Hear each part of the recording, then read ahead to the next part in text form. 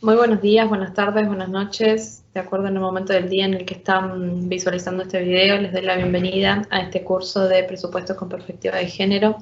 Como ustedes ya saben y un poco lo que los motiva a participar de estos encuentros, esta temática está tomando cada vez más relevancia, es sumamente actual y es importante adentrarnos en los conceptos teóricos y prácticos de la misma para, desde cada uno en nuestro lugar, implementar y desarrollar herramientas que nos permitan su implementación y su puesta en práctica.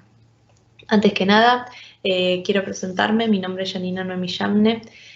Soy licenciada en Administración y Contadora Pública, graduada en la Universidad Nacional de La Matanza. Adicionalmente tengo un posgrado en Dirección y Administración de Empresas. Me desempeño en el ámbito privado, pero al mismo tiempo soy docente universitaria en la misma carrera en la que supe estudiar en la Universidad de La Matanza. Muy orgullosamente me desempeño como docente en la carrera de licenciatura en Ciencia Política y también en la licenciatura de Administración.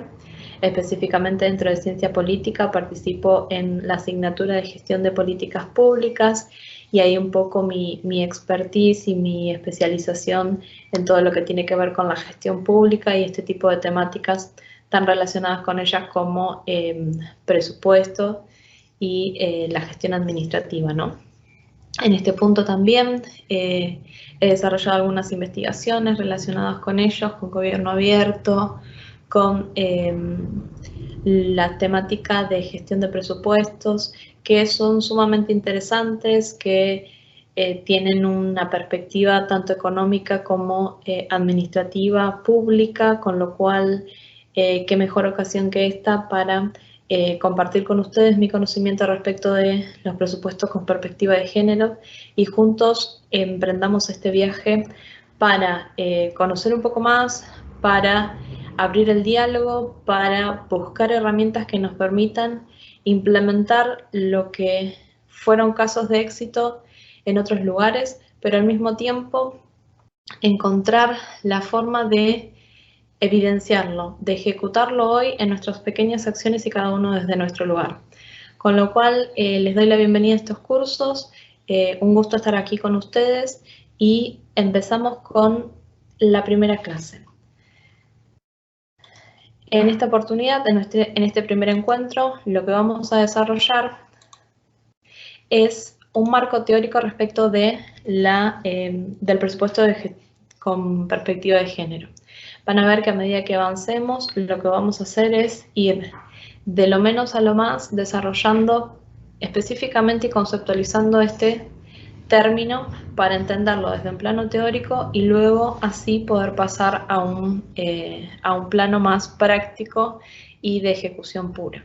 Como ustedes ya saben, este curso está encuadrado dentro de los cursos que se ofrecen dentro del Plan Federal de Capacitación y Formación en Gestión Pública del corriente año.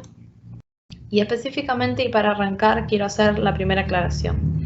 Van a encontrar que mucha de la bibliografía que les voy a ir compartiendo, que incluso ustedes pueden tener acceso, el presupuesto con perspectiva de género se lo encuentra o se lo asocia con las siglas PPG. Sin embargo, vale aclarar que también se lo suele llamar presupuesto sensible al género. Por eso es posible que en algunas de las bibliografías que ustedes puedan acceder también lo encuentren bajo la sigla PSG. ¿Qué vamos a ver durante este encuentro de la unidad número 1? Vamos a ver un marco teórico, conceptual y legal de lo que representa el presupuesto con perspectiva de género. Sin embargo, no podemos llegar a un concepto de presupuesto con perspectiva de género sin antes haber entendido cómo funciona nuestro presupuesto argentino, cuál es el sistema que está instaurado y se desarrolla actualmente. Luego, al mismo tiempo, entender qué es la perspectiva de género, qué impacto, implicancias y qué importancia tiene. Al mismo tiempo, ya adentrándonos más en lo específico de la perspectiva de género y su relación con la gestión pública, vamos a hablar de la diferencia entre la igualdad y la equidad. Muchas veces esos sinónimos, estas palabras son utilizadas como sinónimo y vamos a empezar a indagar respecto de la semántica de cada una de ellas y de lo que implica realmente. Avanzando ya más específicamente en lo que es presupuesto con perspectiva de género, vamos a hablar de la transversalización del género, vamos a hablar cómo es su aplicación dentro de los presupuestos y dentro de los programas o la gestión pública. Y finalmente vamos a hacer un repaso sobre el marco legal en el cual se apoya la implementación y la puesta en práctica de este concepto. En primera instancia vamos a hablar respecto del sistema presupuestario argentino. Partimos en el paso cero de qué es un presupuesto. Ese presupuesto hay que concebirlo dentro de cómo se elabora, cómo se expresa, cómo se aprueba, ejecuta y evalúan. Recuerden siempre que el presupuesto es aquel documento en donde el Estado va a planificar tanto sus ingresos como egresos, ¿sí? El presupuesto también se tiene que entender no solamente a nivel central, sino que se descentraliza dentro de cada uno de los organismos, los sectores o las secretarías que forman parte del Estado en sus distintas esferas, ¿no? Es importante en este punto considerar que el presupuesto es una planificación. Sin embargo, también hay que concebirlo como una etapa de ejecución y evaluación. Todo forma parte del sistema presupuestario. Es importante considerar que se planifican las dos caras de esa misma moneda. Se planifica qué vamos a hacer y para saber qué vamos a hacer necesitamos saber qué ingresos, cuáles son los ingresos con los que contamos y al mismo tiempo organizar los gastos. En este punto, para llegar a este nivel de detalle, es importante conocer las cuestiones que están en la agenda pública, estas arenas de conflicto respecto de la priorización de cuestiones que el Estado considera prioritarias a desarrollar, cuáles son las funciones que debe cumplir y cuáles son las políticas públicas que se desarrollarán en el siguiente periodo. Como ustedes pueden ver, en este punto, la fijación de prioridades nos va a marcar las actividades, los programas, las acciones que va a realizar el Estado y en función de eso se debe planificar qué ingresos y gastos deben considerarse para el desarrollo de esas actividades. Si tuviéramos que marcar una línea de tiempo o una serie de pasos a partir del cual se formula, se aprueba y se ejecuta el presupuesto, en el paso número 1 vamos a encontrarnos con lo que es la presupuestación. El Poder Ejecutivo va a lanzar o a enviar la propuesta al Congreso con una fecha tope del 15 de septiembre. En esto, taxativamente, la Ley de Presupuesto Argentino establece esta fecha y delega en el Poder Ejecutivo esta función. En este documento de propuesta de presupuesto nacional se van a estimar qué gastos, qué recursos, qué producción de bienes y servicios se va a realizar en el año calendario inmediato siguiente para la implementación de todas las políticas públicas que se proyectan. Se dice que el presupuesto en su sistema de desarrollo tiene una gestión ascendente y descendente. Descendente porque desde el jefe de gabinete, que tiene la función de la administración de los recursos del país, según el artículo 100 de nuestra Constitución, va a delegar y va a hacer una bajada de líneas a las unidades ejecutoras. Es decir, descendente porque desde el Poder Ejecutivo Central se van a establecer los lineamientos principales hacia las unidades ejecutoras. Y existe también al mismo tiempo y de manera simultánea una gestión ascendente en donde cada una de estas unidades ejecutoras van a tener la potestad de planificar las actividades propias que van a desarrollar y van a elevar sus propios presupuestos para su centralización posterior, ¿sí? Seguramente o probablemente muchos de ustedes participen en algunas de estas etapas en el proceso de planificación que luego se unifican. En la etapa número 2 vamos a encontrar lo que es la discusión y la aprobación. El Poder Legislativo recibe la propuesta o el anteproyecto de presupuesto nacional y tiene la potestad del Poder Legislativo de discutirlo, modificar y aprobarlo. Para eso, lo que se hace es la propia Comisión del Presupuesto tiene la responsabilidad de analizar lo que se presentó por parte del Poder Ejecutivo y se analiza el propio contenido de la propuesta. En este punto es importante aclarar que el proyecto se presenta en la Cámara de Diputados y esta Cámara es la primera que lo trata, ¿sí? Para su aprobación tiene que tener la mayoría simple, que es el 50+1. Y debe contar con la aprobación de ambas cámaras, ya sea diputados, específicamente diputados y senadores, para que sea promulgada como ley de presupuesto. Es importante establecer también que la ley establece como fecha tope el 31 de diciembre del año inmediato anterior al que se está tratando. Es decir, que si nosotros estamos presupuestando presentando el anteproyecto de presupuesto para el año 2022, la fecha límite para su aprobación es el 31 de diciembre del 2021. En este punto se obtiene la aprobación de ambas cámaras, el Poder Ejecutivo puede promulgar y convertirlo en ley de presupuesto nacional, o bien puede vetar, quizás porque las cámaras hayan realizado modificaciones que alteraron el espíritu del proyecto que se había presentado con anterioridad. En este punto es importante aclarar algunas cuestiones. Si llegado el 31 de diciembre no existe o no se logró promulgar una ley de presupuesto, la ley estipula que el Poder Ejecutivo tiene la potestad de tomar el presupuesto del año anterior y hacerle las modificaciones necesarias para su implementación en el año siguiente.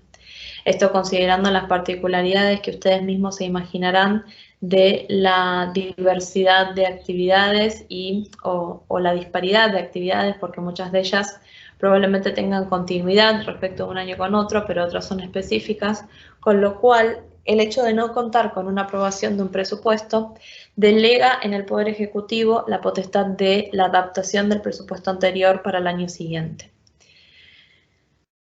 Esto está relacionado con el paso número 3 que ustedes ya ven en pantalla en la presentación, porque el Poder Ejecutivo es el encargado de ejecutar el presupuesto. En este punto, puede realizar las reasignaciones o modificaciones solo para aquellas en donde el Poder Legislativo haya dado esa potestad. Es decir, que no todas las partidas pueden ser modificadas libremente por el Poder Ejecutivo, sino que solo existen algunas partidas especiales en donde tiene esa libertad o potestad. Y en este punto es importante aclarar que si llegamos al 31 de diciembre sin una ley de presupuesto aprobado, nadie sale beneficiado en esta circunstancia. El Poder Legislativo no pudo dar la aprobación respecto de cuál es el plan para la administración de los recursos del año siguiente. El Poder Ejecutivo no pudo planificar de acuerdo a las necesidades que había contemplado su año, y por otro lado el Estado todo, la comunidad toda sufre las consecuencias de ello, dado que no hay un plan por el cual se puede controlar efectivamente la ejecución de ese presupuesto. Con lo cual es importante que cada uno de estos pasos se vayan cumpliendo, porque la razón de ser del presupuesto no solamente planificar, sino también tener un plan que nos permita evaluar las gestiones y poder sacar el mayor provecho a estos recursos con los que se cuenta. Como les decía anteriormente, la articulación de la Constitución le delega al jefe de gabinete la potestad de la administración de los recursos. Entonces, en este punto es quien va a tener que también dar cuentas de la ejecución presupuestaria. Como les comentaba anteriormente, que exista un presupuesto no solamente denota que haya una planificación, sino también le da una perspectiva respecto de lo que es la implementación y cómo se lleva a cabo. Por eso, una etapa fundamental, más allá de la formulación y la aprobación, es el control y la rendición de cuentas. Ese control lo realiza la Oficina Nacional de Presupuesto, quien va a llevar el día a día, va a llevar el control de todos los planes y lo que se estableció en el propio presupuesto, pero al mismo tiempo existe la Auditoría General de la Nación que va a llevar a cabo el control externo. Como organismo de control interno vamos a encontrar la Sindicatura Nacional, que va a ser el organismo de contralor. Y por otro lado, como les decía, si el que presenta el plan es el Poder Ejecutivo hacia el Congreso, este es quien debe después dar cuenta respecto de cómo fue la evolución, cómo fue la ejecución de este presupuesto, cómo fueron las recaudaciones, qué actividades se desarrollaron, cómo se invirtieron, cómo se gastaron esos recursos y cuáles fueron sus resultados. Como ven, un poco y para esquematizar todo lo que veníamos hablando, el sistema argentino de presupuesto tiene una administración central, pero que se descentraliza en cada una de las organizaciones o organismos específicos. Es decir, cada institución, cada organismo, cada secretaría va a desarrollar y elaborar su propio presupuesto.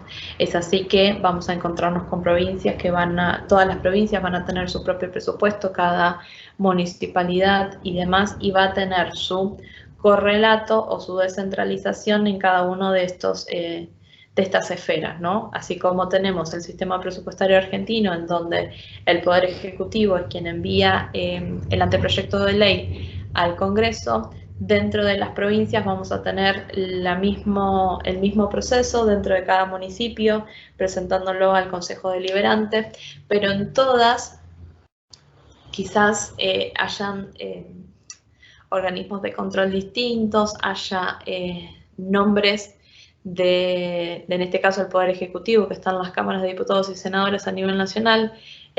A nivel municipal tenemos el Consejo Deliberante como organismo para su aprobación. El proceso, cada una de las etapas, el fin del sistema presupuestario es el mismo. Es importante también considerar que todos los presupuestos deben tener ciertos principios, que es el de programación, universalidad, exclusividad, unidad, factibilidad, exactitud, claridad, periodicidad, continuidad, flexibilidad, equilibrio, anticipación y transparencia. Estos principios aseguran que el presupuesto cumpla con el fin por el cual se crea, que sea, por ejemplo, programación. Planificamos para saber cuál es nuestro plan para el año siguiente, cuál es nuestro plan de gobierno, qué es lo que pretendemos, cómo vamos a obtener los recursos y en qué los vamos a gastar o en qué los vamos a invertir. Otro ejemplo, periodicidad. Es importante establecer que los presupuestos deben ser anuales. Tiene que haber una fecha para su presentación, para su aprobación y que durante el año calendario tengan una implementación. Y es importante esta periodicidad también. ¿Para qué? Para favorecer el control, para mostrar la continuidad de determinados programas o determinados proyectos o actividades que desarrolla el Estado. Y otro principio importante, el de transparencia, el tener un plan, en establecer qué es lo que queremos y cómo lo queremos hacer, nos permite después establecer un parámetro para el propio control. Cada uno de estos principios no son meramente palabras, sino que son conceptos que se tienen que aplicar desde la esencia del presupuesto al momento de la planificación, como al momento de la ejecución y posterior control. En este punto, como les mencionaba, quizás en la explicación más genérica, uno entiende el sistema del sector, el sistema presupuestario argentino a nivel nacional como centralizado en el Poder Ejecutivo, pero también las provincias y los municipios van a tener una participación importante, van a tener su propio proceso de elaboración y aprobación y ejecución posterior de ese presupuesto. Y es sumamente importante el proceso en sí, porque en cada uno de estos organismos la participación de los gastos sociales es muy significativa. Los presupuestos van a marcar, como decíamos en una de las primeras diapositivas, va a marcar cuál es la agenda, cuáles son las políticas públicas que se pretenden desarrollar, con lo cual fíjense cuán es importante es establecer la importancia de cada una de ellas. En este punto, los organismos provinciales y municipales, el nivel de descentralización es todavía superior, ya que trata de niveles autónomos. Esta descentralización operativa cumple con dos requisitos. Por un lado, asegurar la cercanía de los ejecutores y beneficiarios de las políticas públicas, es decir, aquellos que se encuentran más cercanos van a poder establecer cuáles son las políticas que se tienen que llevar a cabo, cuáles son los recursos que se requieren, cuáles son los ingresos que se pudieran obtener y cuáles son las actividades que se deben desarrollar en pos de esas políticas públicas. Y por otro lado, se encuentra debidamente reglamentada a través de normas, de delegación de facultades y de procedimientos que permiten centralizar ese presupuesto y darle una coherencia a nivel global. Para finalizar un poco y darle un marco a todo lo que venimos hablando, la Ley 25.917 establece el régimen federal de responsabilidad fiscal. Por medio de esta ley se homogeneizan todas las reglas fiscales y financieras de la nación y las provincias, incluyendo a la ciudad de Buenos Aires. En este punto, esta ley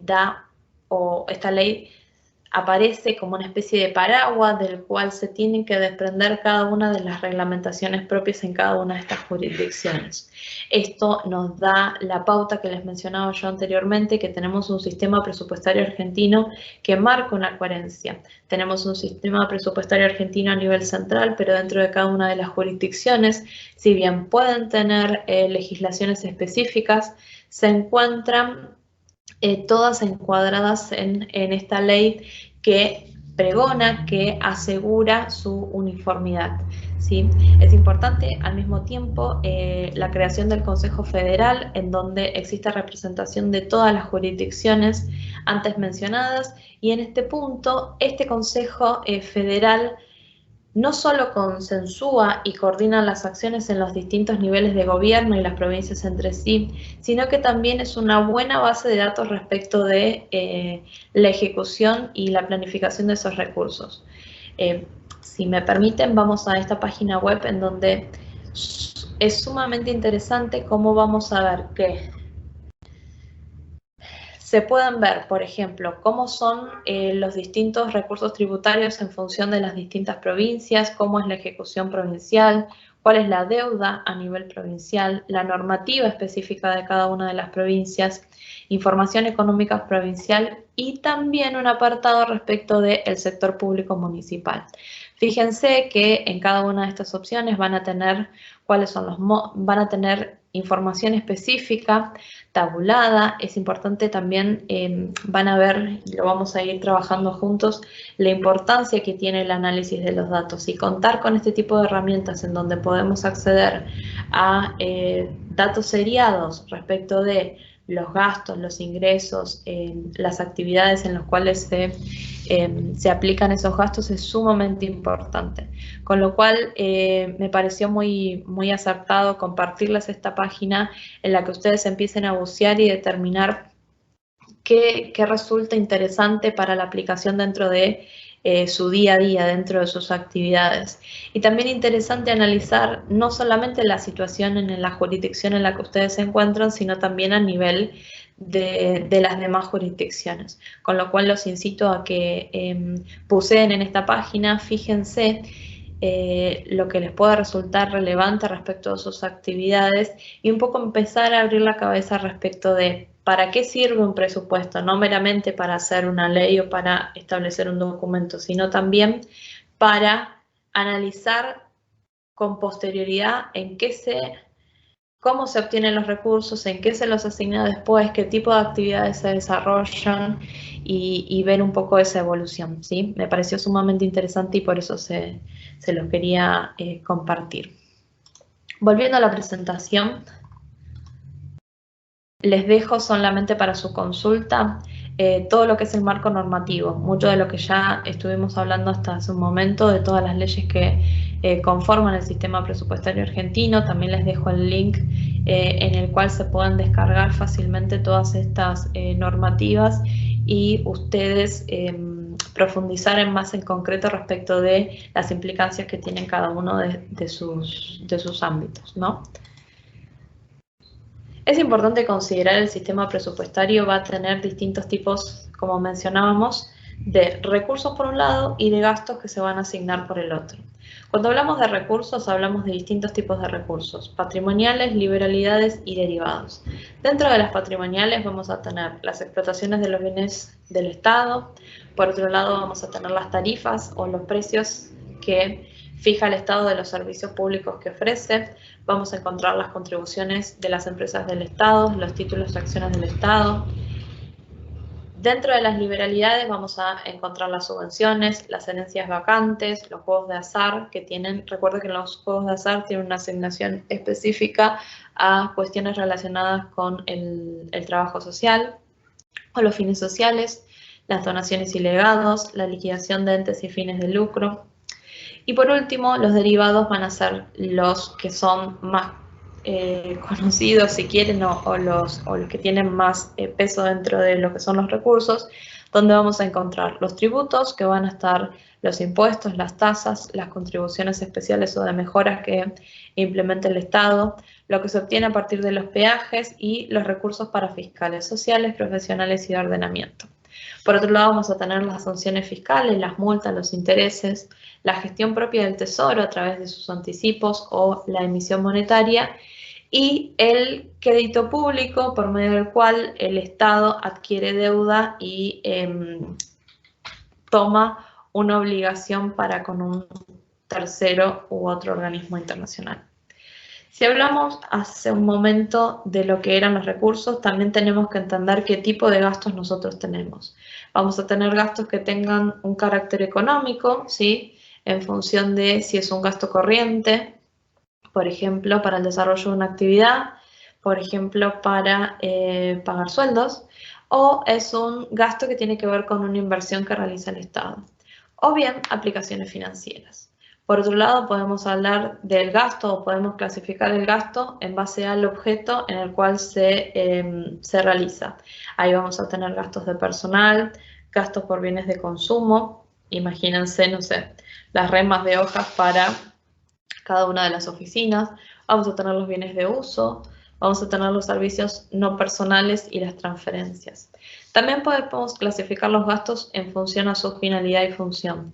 Vamos a tener los gastos que se van a dedicar para la administración pública, para la defensa y la seguridad, los servicios sociales, los servicios económicos, servicios de deuda.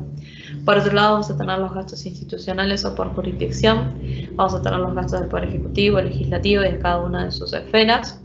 O bien podemos clasificar el gasto por fuentes, si ese gasto viene de recursos que obtenemos por medio del Tesoro Nacional, recursos que son de afectación específica, como les mencionaba, los del juego del azar, por ejemplo.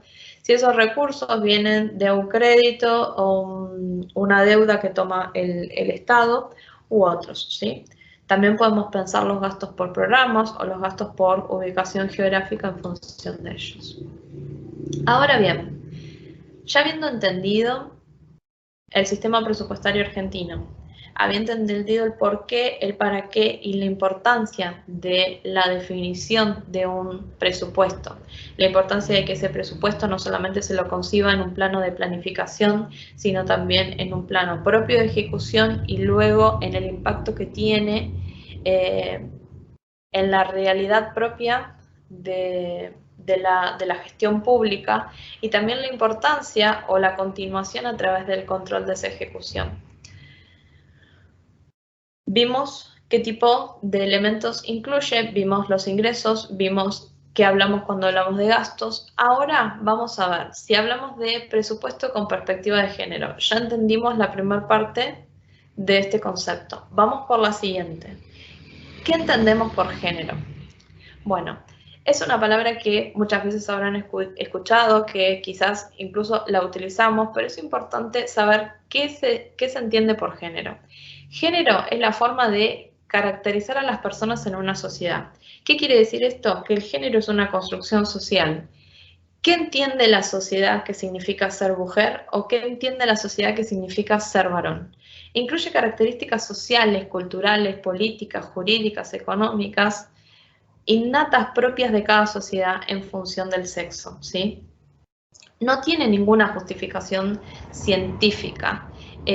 Por ejemplo, que se relacione que el color rosa está asociado a las mujeres y que el color celeste está asociado a los varones. Eso es una construcción social, cultural que nosotros tenemos que nos hace asociar en nuestra mente que el color rosa tiene que ver con las mujeres y el color celeste tiene que ver con los hombres. De eso se trata el género, ¿sí? Socialmente nosotros asociamos determinadas cuestiones, tenemos una construcción, una imagen, unas características que asociamos a los varones y otras construcción social relacionado con nuestra imagen de lo que significa las mujeres, ¿verdad? En este punto es importante relacionarlo con otro concepto que es el estereotipo de género, ¿sí? La Oficina del Alto Comisionado de las Naciones Unidas define un estereotipo como una opinión o un perjuicio generalizado acerca de atributos o características que hombres y mujeres poseen o deberían poseer, de las funciones sociales que ambos desempeñan o deberían desempeñar. Vamos a ponerlo en un claro ejemplo. ¿Qué es un estereotipo? Es aquella construcción social generalizada, no es que un individuo la tiene, es una construcción social generalizada respecto de que, por ejemplo, las mujeres son mucho más sensibles, son mucho más predispuestas a desarrollar actividades que tengan que ver, por ejemplo, con el cuidado de los niños, ¿sí? Entonces a la mujer se lo asocia que ante una actividad relacionada con el cuidado de los niños va a poder desempeñarse mucho mejor. ¿Por qué? Porque las mujeres probablemente en nuestro estereotipo tienen una asociación directa con lo que es la empatía, las actividades que tengan que ver con el cuidado, con la sensibilidad, ¿sí? En ese punto, ese estereotipo, esa construcción o esa idea generalizada que existe, ese prejuicio o esa opinión, marca el desarrollo de la construcción de todas las niñas y niños en una sociedad. ¿Por qué? Porque ese estereotipo hace que, por ejemplo, los niños se sientan limitados o no puedan expresar sus sentimientos. ¿Por qué? Porque eso está asociado con actividades que podrían desarrollar las niñas en lugar de los niños, ¿sí? También, por ejemplo, ahora ya quizás esto se va, obviamente como es una opinión o una idea generalizada, se va evolucionando y va cambiando en el transcurso de los tiempos. Pero imaginamos hace 10, 20 años atrás que una nena pida para el Día del Niño una pelota como obsequio. Esas acciones no encajaban dentro del estereotipo de género, ¿sí? En este punto, ¿sí? Es importante concebir que este estereotipo de género, esta idea generalizada que tenemos, va marcando en cada uno de esos grupos, va marcando el acceso a la restricción a determinadas actividades, a determinadas oportunidades, y cómo eso nos va a ir visualizando la desigualdad que existe, ¿sí? Otro punto importante para desarrollar es qué entendemos por identidad de género, ¿sí? Es la vivencia interna del género, es decir, cómo se autopercibe cada persona, ¿sí? Cómo se siente esa persona. Y en este punto, el género, uno lo puede pensar como blanco y negro, hombre o mujer. Pero en este punto hay personas que no se autoperciben dentro de alguna de estas características. Y por ello es que surge el género no binario, ¿sí? Es importante diferenciar y tener bien en claro que cuando hablamos de sexo no hablamos de género, son cosas completamente distintas.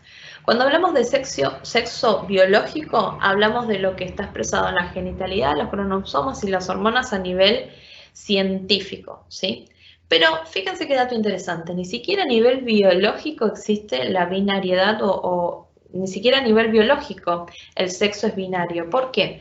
Porque existe, y esto es, a veces los datos nos permiten visualizar mucho mejor estas cuestiones. Un 1,7% de la población mundial es intersexual. ¿Qué significa esto? Que tienen variaciones desde lo genital o patrones cromosómicos hormonales combinados entre hombres, entre lo que son de hombres y propios de hombres y mujeres. En este punto, por eso es importante decir que desde el sexo y el género no tengamos la visión binaria. Es interesante cómo ONU Mujeres, en el gráfico que yo les comparto en pantalla, diferencian lo que es el sexo y el género. Fíjense que el sexo está marcado por la biología, lo que es propio de respecto de un ejemplo muy sencillo. Las mujeres obviamente tienen la capacidad biológica de embarazarse. El hombre físicamente y biológicamente tiene determinada genitalidad distinta a las mujeres. Pero cuando hablamos de género, ya de eso nos olvidamos. ¿Y qué pasamos a entender? Esas ideas o creencias que nosotros tenemos en cuanto a lo que se define, lo que se entiende por femenino o masculino, ¿sí? Son construcciones sociales el género, no tiene nada que ver con la biología o la ciencia, ¿sí? Puede evolucionar el género, puede cambiar, puede mutar, puede ser entendido distinto en distintas culturas o distintas sociedades, ¿sí? Y en ese punto es importante entenderlos como dos conceptos completamente distintos y que para nada son sinónimos. En la mayoría de las sociedades, este sistema de sexo-género relaciona o desarrolla lo que son las desigualdades, la exclusión y la discriminación. No solamente hacia las mujeres, sino también hacia aquellos grupos que no forman parte o no pueden acceder a determinadas cuestiones o oportunidades, ¿sí? Entender la perspectiva de género nos permite a nosotros entender esas desigualdades, esos impedimentos a acceder a determinadas oportunidades, porque una vez que lo entendemos, que lo conceptualizamos en función de eso, podemos ejercer acciones que tiendan a deshacer esas desigualdades, deshacer esas restricciones y dar un marco de igualdad. En este punto, considero y creo firmemente que la educación es el paso fundamental, es el impulso que nos va a permitir generar estos cambios. Y a propósito, yo empiezo este encuentro hablando desde el plano más teórico y quizás siendo reiterativo e incluso rechequeando con ustedes el conocimiento que tenemos. ¿Por qué? Porque si queremos hablar de presupuesto con perspectiva de género, no podemos avanzar sin setear qué entendemos por presupuesto. ¿Entendemos de qué se trata el género? ¿Lo diferenciamos correctamente de lo que es el sexo? ¿Entendemos qué significa el género y qué impactos tiene en esta construcción social de que quizás mujeres o grupos no pueden acceder a determinadas oportunidades? Entonces, si existen desigualdades, el presupuesto con perspectiva de género quizás sea una oportunidad para venir a o volver al balance esas cuestiones que se encuentran desfasadas. En este punto, y casi que como lo veníamos hablando, es importante diferenciar estos dos conceptos que quizás muchas veces utilizamos, pero que tienen conceptos completamente distintos. Igualdad y equidad no son lo mismo. Igualdad de género, ¿a qué refiere? Refiere a la titularidad y el goce y ejercicio de los derechos por parte de hombres y mujeres, ¿sí? Significa que tanto hombres como mujeres o si estás dentro del grupo de los no binarios, tienen que tener la misma igualdad, goce y el pleno ejercicio de sus derechos, ¿sí? Implica que sus necesidades, comportamientos y aspiraciones sean reconocidos y valorados de forma similar, que no exista diferencia. no importa, lo podríamos resumir en, no importa el género, deberían ser igual considerados para sus oportunidades, para el entendimiento de las necesidades que tienen, para las aspiraciones que tienen. En este punto es necesario adoptar, mejorar nuestros sistemas legales y políticos. ¿Para qué? Para favorecer el acceso de esas oportunidades y recursos, para favorecer o generar ámbitos de reconocimiento social y asegurar por medio de la gestión pública que esa igualdad que se entiende se ejecute y se evidencie en lo real, ¿sí? En este punto aparecen lo que se llaman medidas de acción afirmativa. Estas medidas de acción afirmativa, ¿qué van a hacer? Son las acciones que se realizan, que se implementan para la igualdad real, es decir, para garantizar que las personas que viven una desventaja puedan acceder a el ejercicio de sus derechos. Es decir, no hay un trato igualitario, pero que me permite dar un trato diferencial. ¿Para qué? Para eliminar, disminuir los efectos de esas discriminaciones que posee. Una acción afirmativa responde a una necesidad concreta de carácter temporal, ¿sí? Puede ser obligatorio o de carácter de ley o voluntaria. ¿Qué significa esto? El Estado identifica que hay una desventaja. No es equitativo, por ejemplo, en algunas sociedades no es equitativo el acceso a la educación para las mujeres. Entonces, ¿qué puede hacer el Estado? Implementar una norma, establecer una política pública que accione frente a esa desigualdad, impulse la participación de las mujeres en la educación y ¿qué haga? Haga una medida de acción afirmativa. ¿Para qué? Para disminuir el efecto de esa desventaja y hacer que las mujeres puedan acceder a ese derecho que tienen igual que los hombres, ¿sí? Entonces, no hay igualdad de género si las mujeres o los grupos que sufren estas desventajas no gozan con autonomía. ¿Y qué es la autonomía? La autonomía es la capacidad y la posibilidad de contar con decisiones concretas para tomar libremente decisiones que afectan en su vida. Hay autonomía económica, que va a referirse con que las mujeres van a tener la capacidad de elegir, por ejemplo, las actividades que puedan desarrollar para generar sus ingresos, que puedan decidir sobre qué gastar el dinero, ¿sí? Que tengan acceso a los mismos trabajos que los hombres, que tengan el mismo sueldo que un hombre. Respecto de eso se trata la autonomía económica. La autonomía física refiere al derecho de las mujeres a vivir una vida libre de violencia respecto de las decisiones que toman relativas a su cuerpo, ¿sí? Incluyendo la garantía y el derecho al acceso a la salud sexual, reproductiva, el derecho de las mujeres de tomar decisiones respecto de su cuerpo sin necesidad de tener el aval del hombre, ¿sí? Autonomía en la toma de decisiones, ¿sí? El ejercicio del poder de la toma de decisiones respecto de su vida, y la autonomía transversal, que significa todas las acciones destinadas a promover los valores culturales y eliminar las desigualdades relativas al género, ¿sí? Acá una nota, y lo hago mención, y me lo van ustedes escuchar nombrar en las clases. Se pone o se habla de mujeres, pero cuando hablamos de mujeres, hablamos de todos los grupos que sufren una desigualdad, por una cuestión de simplificación, para que se quede plasmado, digamos, pueden ver la palabra mujeres, pero automáticamente relacionémoslo con todos los grupos que sufren una desigualdad. Si los hombres sufrieran una desigualdad o encontramos un caso en donde el hombre sufre una desigualdad, también tenemos que incluirlo. ¿Qué les quiero decir? Si, por ejemplo, los cargos que tienen que ver con el trabajo social se los suelen atribuir a mujeres porque está el estereotipo de que la mujer tiene mayor sensibilidad, ahí el hombre sufre, ¿sí?, esa desigualdad. Y quizás el Estado tiene que actuar frente a ello. Entonces, es importante y vale esta aclaración.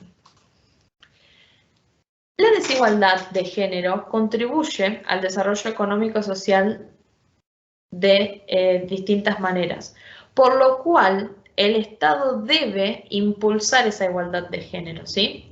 Al hacerse más justa la distribución de los recursos entre hombres y mujeres, ¿sí?, decrece la transmisión intergeneracional de la pobreza. Al hacerse más igualitarias las tareas de cuidado y reproducción social, las mujeres no se enfrentarían ante el dilema, por ejemplo, de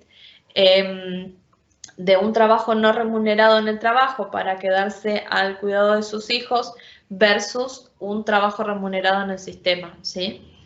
Al favorecer la autonomía femenina y paliar o eliminar esta discriminación, la igualdad de género favorece la eliminación de violencia contra las mujeres y los niños. ¿Por qué? Porque las mujeres, al tener, por ejemplo, autonomía económica, pueden decidir huir de hogares donde viven situaciones de violencia de género, ¿sí? Es necesario vincular la igualdad de género con la agenda económica. ¿Por qué? Porque la igualdad de género no entra en contradicción con la eficiencia de la economía, sino que la supone. ¿Qué quiere decir esto? De que el desarrollo de actividades, el desarrollo de políticas públicas relacionadas con el impulso de la igualdad de género son necesarias en la agenda económica. ¿Por qué? Porque son parte o son una necesidad para la eficiencia económica. Dan cuenta de que la necesidad de una igualdad de género trae beneficios o son un requisito fundamental para el desarrollo de las actividades económicas. Y en este punto, cuando hablamos de igualdad, no hablamos de equidad. ¿Por qué? Porque equidad se refiere a dar a todos, ¿sí? Fíjense, equidad se refiere a un imperativo ético asociado con principios de justicia social y derechos humanos, donde ninguna de las partes es favorecida de manera injusta en perjuicio de las otras. La equidad de género se refiere a la distribución justa de los recursos entre hombres y mujeres, ¿sí? Igualdad es un derecho universal e intransferible. Por eso, la igualdad de género se refiere a la igualdad de derechos, responsabilidades, oportunidades, resultados para mujeres y niños. Pero, ¿qué pasa?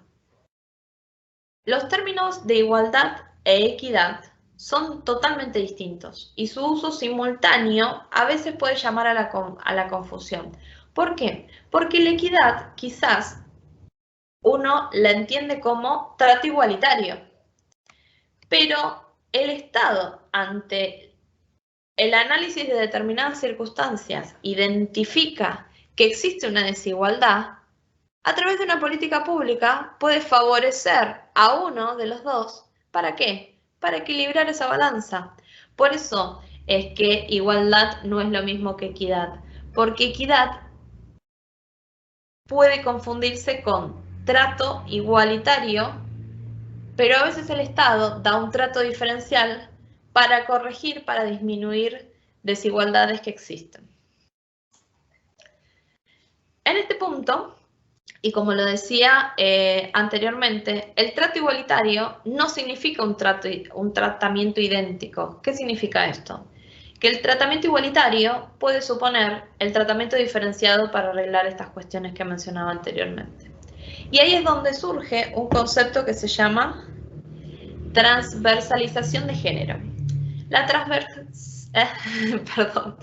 transversalización del género es la estrategia por la cual se toman en cuenta necesidades, problemáticas, realidades e intereses que se tienen en ambos sexos o grupos dentro de una sociedad o de una cultura, ¿sí? Y a partir de la implementación o la evolución de una ley, buscan que ambos se beneficien de manera similar. ¿Cuál es el propósito entonces? Garantizar la igualdad. Y por eso la necesidad del Estado, ante un desfasaje en este balance que nosotros mencionábamos, ante esa desigualdad, el Estado actúe para volverla al balance, ¿sí? Por eso es que se tiene que analizar el impacto de género que tienen las políticas públicas que se desarrollan. Y en este punto es importante considerar de que no hay políticas que son neutras. ¿Qué significan? Todas las políticas que desarrolla el Estado tienen un impacto a nivel de género, ¿sí? Específicamente, si hablamos de la política fiscal, podemos decir que la política fiscal no es neutral frente a las desigualdades de género, ¿sí? En cambio, si nosotros consideramos una política fiscal con perspectiva de género, la política fiscal con perspectiva de género viene a solucionar estos desfasajes que hablábamos. Lo que se pueden ver principalmente son que las políticas fiscales sin esa consideración de perspectiva de género acrecentan o incrementan estas autonomías, esta falta de autonomía por parte de estos grupos, ¿sí? ¿Qué encontramos en América Latina y en el Caribe? Por ejemplo, que la perspectiva de género no está implementada en la política fiscal. ¿Y eso dónde lo podemos observar? Y por ejemplo, en los sesgos regresivos que se desarrollan proporcionalmente o afectan desproporcionalmente a las mujeres, ¿sí? ¿Qué quiere decir? Que las mujeres sufren aún más lo que son los niveles de pobreza, ¿sí? Y de bajos ingresos. El financiamiento tiene mayor preponderancia en cuanto a los hombres, ¿sí? El acceso a determinados recursos es desigual respecto al género, ¿sí? Entonces, en primera instancia es necesario identificar estas cuestiones, entender que toda política no es neutral al género y cómo el Estado tiene que desarrollar desde sus acciones más pequeñas hasta la gestión de las políticas públicas a nivel macro o a nivel nacional, tiene que considerar el impacto de género que tienen en el desarrollo. Entonces, en este sentido, es casi obvio llegar a la conclusión de que el presupuesto no es neutral al género, porque si nosotros al principio de esta conversación planteamos que el presupuesto era el plan, era el diseño, era la proyección que se tenía tanto de los ingresos de los recursos que se utilizarán en el año respecto de los planes, las políticas públicas, las actividades, las inversiones que va a desarrollar el Estado. Es casi imposible entender que esas actividades que va a desarrollar no tengan un impacto en el género. ¿Por qué? Porque el Estado debe y necesariamente tiene que desarrollar actividades que regulen, que vengan a actuar en pos de deshacer ese desequilibrio o esas desigualdades, ¿sí? Por eso en este punto es importante concebir que el presupuesto con perspectiva de género lo que busca es identificar esas desigualdades, desarrollar actividades, pensarlas en función de la perspectiva de género, ¿para qué? Para actuar de mano ejecutora para el cambiar esta cuestión, ¿sí? En este sentido, el presupuesto público es un indicador del compromiso del Estado con la igualdad de género. ¿Qué significa? De la importancia de plantear un presupuesto con perspectiva de género es ya desde el lineamiento más básico entender cómo el presupuesto en este plan de gobierno lo entiende con una perspectiva de género desde la base, ¿sí? Además, es una herramienta invaluable ¿para qué? Para incluir la perspectiva de género en todas y cada una de las acciones que desarrolla el Estado. Es incorporar ese concepto ya desde la planificación y luego en cada una de las etapas cómo permite llegarlo a la puesta en práctica o la ejecución, ¿sí? Y es un instrumento sumamente eficaz, sumamente importante y necesario para paliar, para remediar esas desigualdades que existen a nivel de género. Si no concibiéramos la perspectiva de género desde el plan, ¿cómo vamos a pretender que en la ejecución nosotros podamos hacer algo respecto de esas desigualdades? Entonces, es importante entender y desarrollar el análisis del impacto del género, ¿sí? Este es un análisis previo, por eso se dice ex antes, de las consecuencias que tiene una aplicación o una ley por sobre los hombres y las mujeres. Es decir, ante cada decisión que debería tomar el Estado, debería considerar pues, cuál es el impacto diferenciado, si es que lo existe, respecto de cada uno de estos géneros, ¿sí? Y en este punto, esta mirada, es como de alguna manera la necesidad de ponerse los anteojos y observar realmente con una mirada de igualdad de género los objetivos y los resultados que va a tener, ¿sí?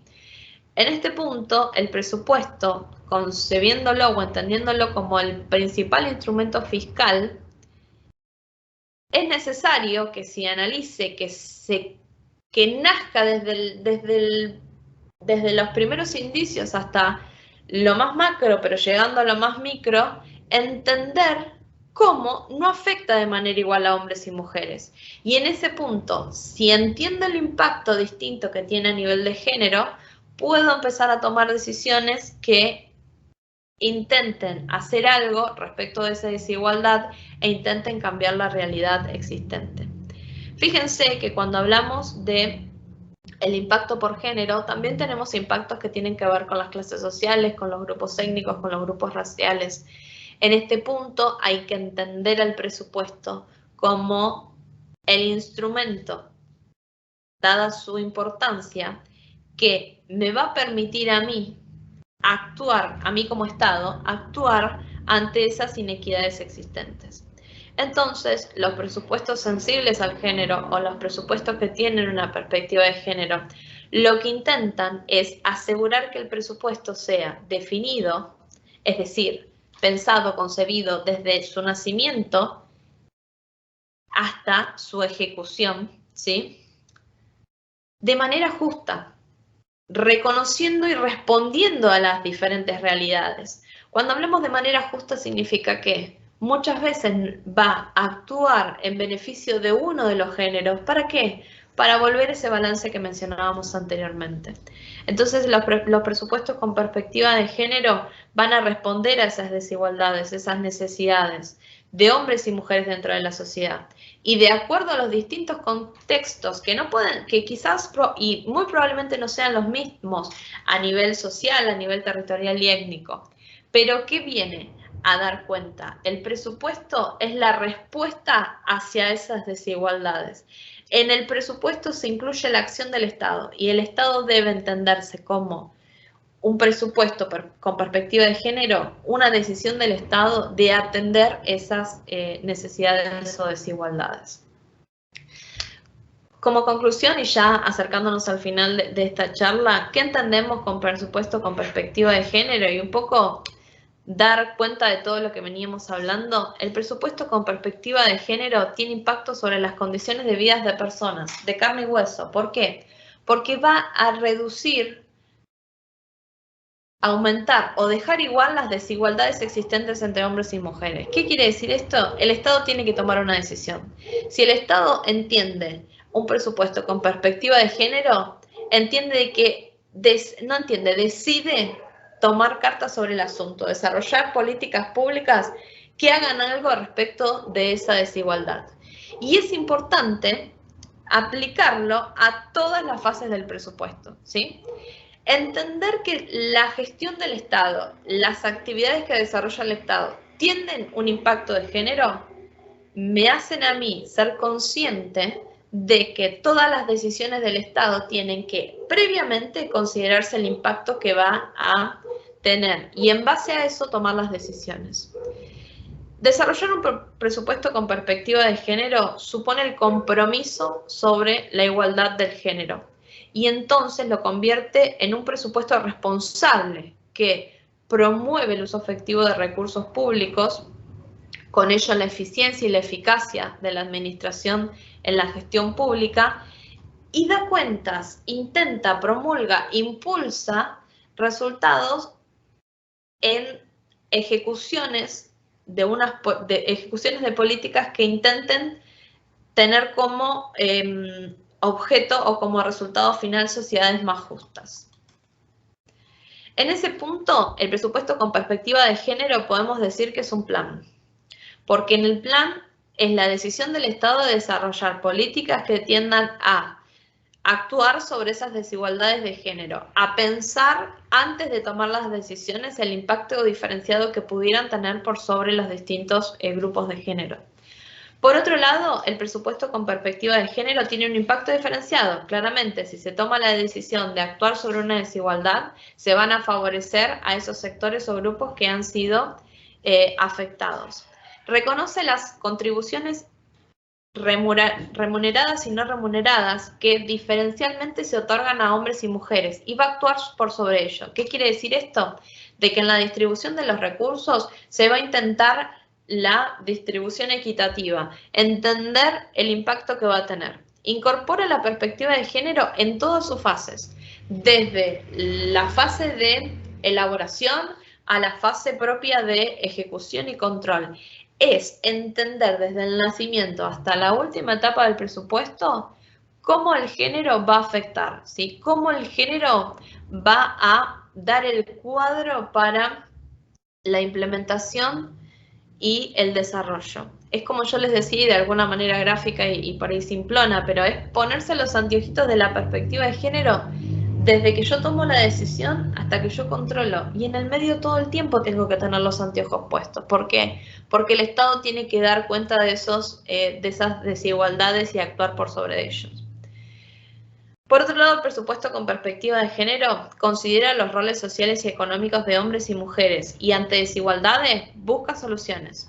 Y como decíamos antes, el presupuesto es la principal herramienta o instrumento fiscal, por lo cual es una herramienta de política pública sumamente eficaz para actuar respecto de esas desigualdades existentes en función o entre hombres y mujeres. ¿Cuál es el fundamento económico de la implementación de un presupuesto con perspectiva de género? Los principios económicos que se utilizan son utilización eficiente de los fondos públicos, evaluación de los beneficios frente a los costos, concepto de equidad y de justicia, promoción de resultados económicos y bienestar social. ¿Qué quiere decir esto? El presupuesto con perspectiva de género sugiere atribuirle un valor a todo lo relacionado con el cuidado y esta información. Es decir, buscar el beneficio equitativo entre los distintos géneros y en un punto, cuando existan desigualdades, promover la equidad, favorecer a esos sectores que sufren la desigualdad para balancear nuevamente el acceso a las oportunidades y la respuesta a las necesidades, ¿sí? En concreto, y para que nosotros lo evidenciemos en casos, y es lo que vamos a ir yendo en las diferentes clases buscando, por ejemplo, fíjense cómo el presupuesto con perspectiva de género busca dar una respuesta a desigualdades que son concretas en nuestras sociedades, en lo diario. Fíjense, la crisis del COVID que vivimos hasta hace un momento profundizó aún más estas desigualdades de género. 1 de cada 2 mujeres ocupadas en sectores de mayor riesgo, que son el comercio, el turismo y la manufactura. ¿Qué quiere decir esto? De que si esos sectores son los que más sufrieron los efectos socioeconómicos del COVID, las mujeres son las que más efecto negativo han tenido. Otro ejemplo, 4 de cada 10 mujeres en la región no está conectada y no puede costear la conectividad. ¿Qué significa? Menos mujeres están representadas. Al no tener las mismas posibilidades de acceso, las mujeres ante estas situaciones de crisis o de pandemia sufren aún más las consecuencias. En este punto, la región, toda Latinoamérica, tiene que ampliar la recaudación de forma progresiva y orientar estratégicamente el gasto y la inversión. ¿Para qué? Para actuar sobre esas desigualdades y transformarlas en herramientas para la promoción de la igualdad de género, ¿sí? Fíjense cómo es importante que se tengan que actuar sobre los 3 elementos que mencionábamos del presupuesto. tanto en los ingresos, en los gastos como en la inversión. Ingresos, aumentar la recaudación de forma progresiva. ¿Para qué? Para asignar los recursos con políticas de igualdad de género y también promover medidas de inversión que favorezcan la participación, ¿sí?, de mujeres en ese punto, ¿sí? Ahí les dejo en el slide casos concretos de cómo, por ejemplo, en los gastos fomentar actividades que estén orientadas a esos grupos que surgen o que tengan o que vivan, mejor dicho, la desigualdad, la protección del empleo y el ingreso. En este punto, también les quería dar un marco legal respecto de el por qué el Estado desarrolla un presupuesto con perspectiva de género. En este punto, el Estado argentino ha firmado la adhesión a normativas internacionales que fijan o marcan los principios que a continuación vamos a desarrollar. La no discriminación en la asignación del gasto público, la igualdad sustantiva entre hombres y mujeres, asegurar la participación tanto de hombres y mujeres como asegurar la participación tanto de hombres como de mujeres en la toma de decisión, formulación y ejecución de políticas públicas, máximo uso de recursos disponibles y progresividad de los derechos y no retroceso. En ese punto, ¿de qué estamos hablando? De la Convención de los Derechos del Niño, de la Plataforma de la Acción de Beijing. Hablamos también de que el Estado argentino ha firmado la declaración en la Convención sobre la eliminación de todas las formas de discriminación contra la mujer. Por otro lado, la Convención de Belém do Pará, en donde se previene, sanciona y erradica la violencia contra la mujer. Por otro lado, específicamente lo relacionado con la legislación argentina que tiene perspectiva de género, vamos a encontrar la Ley 26.061 de protección integral de niños, niñas y adolescentes, en donde se fija el principio de igualdad y no discriminación, el derecho a la dignidad, también sumamente importante respecto de niños y adolescentes. La Ley 26.485 que da una protección integral a las mujeres, ¿sí?, en cuanto a lo que es la violencia de género y la búsqueda de promover, sancionar y erradicar todas las violencias, todos los efectos de la violencia de género que padecen las mujeres, ¿no? Por otro lado, esta ley habla de lo que es la violencia mediática también, importante en toda esta era digital, y da como un puntapié. Otra ley importante que un poco encuadra el porqué y para qué de este curso es la ley Micaela, la ley 27.499, donde establece la capacitación obligatoria en género y violencia de género en todas las personas que se desempeñan en la función pública. En este punto es importante entender que si un presupuesto con perspectiva de género exige que nosotros pensemos el impacto que tiene cada una de las políticas que va a desarrollar el Estado en eso, es importante la capacitación de cada uno de aquellos decisores y ejecutores dentro de los ámbitos públicos. ¿Para qué? Para que tengan las herramientas de gráficamente de ponerse esos anteojitos y empezar a pensar en pos del género, empezar a pensar de que ninguna política es neutral al género y analizando el impacto, analizando las desigualdades, qué decisiones se pueden tomar. Espero que esta charla les haya sido útil, de que haya sido de su agrado. De mi parte, me despido, espero que tenerlos y participarlos en la próxima clase y van a ver cómo hoy fue un marco teórico y ya de a poquito vamos a ir avanzando específicamente en las herramientas que existen y más a lo práctico respecto de cómo podemos implementar esta perspectiva de género en sus actividades diarias. Les deseo buen día, buenas tardes o buenas noches respecto de cuando sigan su día y nos estamos viendo pronto. Hasta luego.